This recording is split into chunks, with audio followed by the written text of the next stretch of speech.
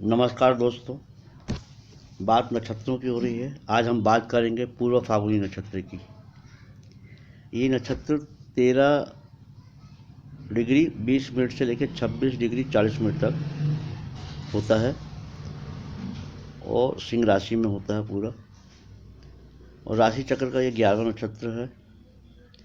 इस नक्षत्र का जो प्रतीक है, हमारे ऋषि मुनि ने बताया है कि एक पलंग है और पलंग के वो भी 2 पाए। इस नक्षत्र का अर्थ ही है फल।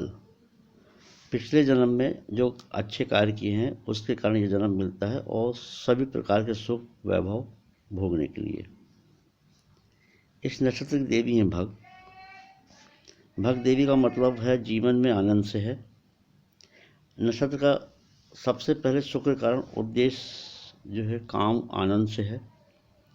सुख के कारण सारे भोग से जीवन में कुछ सुख, विशाल भवन ठाट बाट, रहन सहन, खान पान, सुंदरता, अच्छे कपड़े, अच्छा सब कुछ व्यवस्था पहले से ही मिलती है।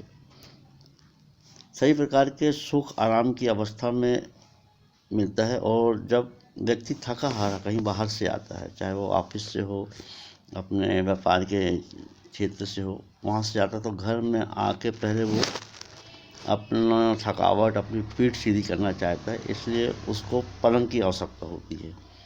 यहाँ आके पीठ अपनी ठीक करके सीधी करके और लेटे लेटे ही कोई छोटी योजना बनाता है। वो योजना छोटी छोटी भी होती है कि उसको उठ के भी फ्रेश होना है, मुँह हाथ धोना है, स्नान करना है, उसके बाद कोई फिर कार्य बाहर के करने की सोचता है। तो इतना सब करने के बाद और उसकी कई अच्छी योजनाएं बना लेता है, चाहे वो योजना बहुत छोटी हो।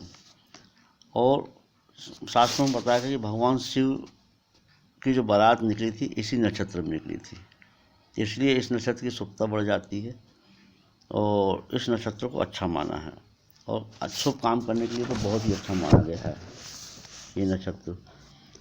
और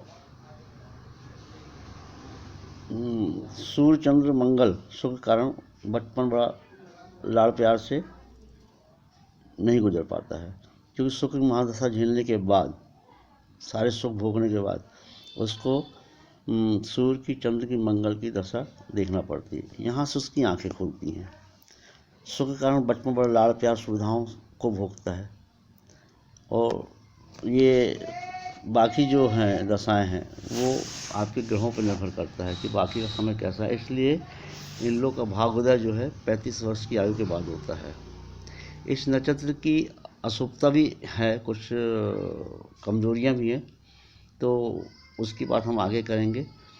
ये नक्षत्र शुभ अशुभ तब हो जाता है, यह बहुत कठिन तब हो जाता है जब कन्या लग्न हो, मकर लग्न हो और मीन लग्न हो, तो फिर ये नक्षत्र की शुभता कम हो जाती है और कुछ नेगेटिव बातें ज़्यादा होती हैं।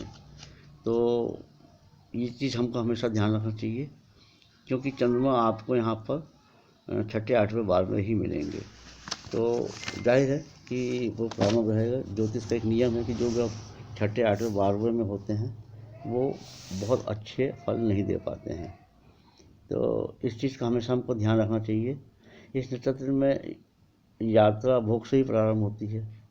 जैसे शुक्र महादशा समाप्त होती है उस व्यक्ति की आंखें खुलती हैं, और अगर पूरी दशा में है तो 20 वर्ष की होती है। सबको 20 वर्ष तो नहीं मिलती, तब भी है कि उसका जो अध्ययन है, पढ़ाई लिखाई है, आधी से ज़्यादा हो जाती है और वहाँ से दशाएं जो हैं उसकी फिर थोड़ा उतनी आसान नहीं होती जितनी कि मिलती है।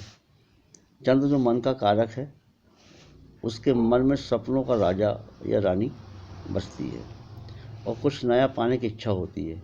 और शुक्र यहाँ बड़ा भारी सहयोग करते हैं, वो भी इच्छाएं पूरी करने में मदद करते हैं शुक्र, जो उससे पता है कि ये आनंद, ये भोग, ये विलास उसको नहीं मिल पाएगा, तो उसको वो शुक्र वो भी देते हैं। और जब व्यक्ति अपने काम की अवस्था में होता है तो अपने सपनों का राजा या रानी को वो मन में बसा के उस कार्य को संपन्न करता है। तो शुक्र दोनों ही प्रकार से व्यक्ति को आनंद पहुंचाते हैं, एक भौतिक रूप से, एक काल्पनिक रूप से।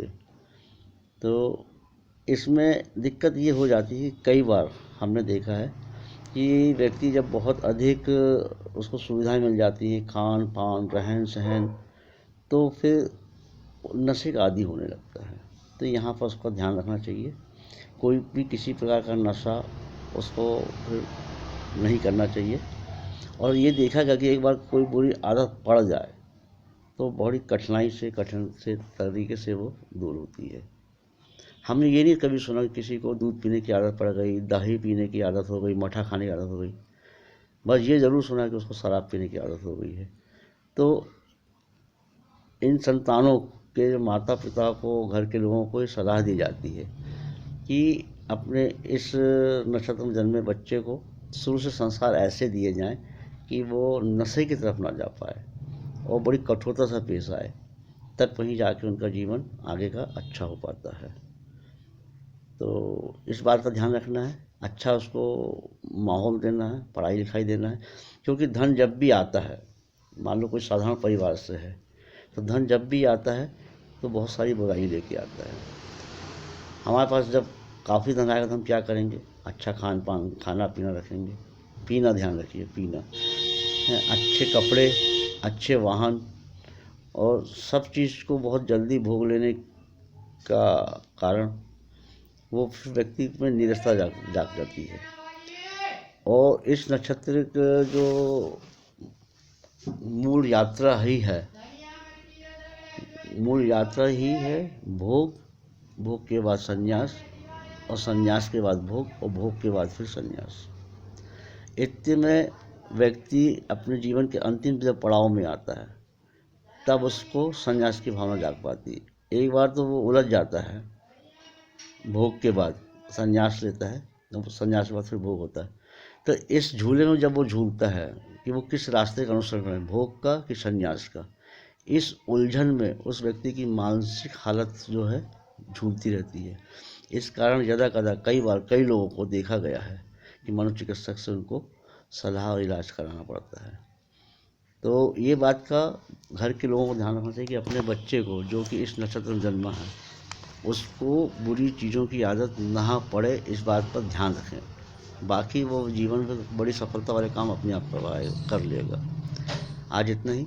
नेक्स्ट वीडियो में हम इसकी बची हुई चीज़ों की और चर्चा करेंगे, इस नक्षत्र की। तब तक के लिए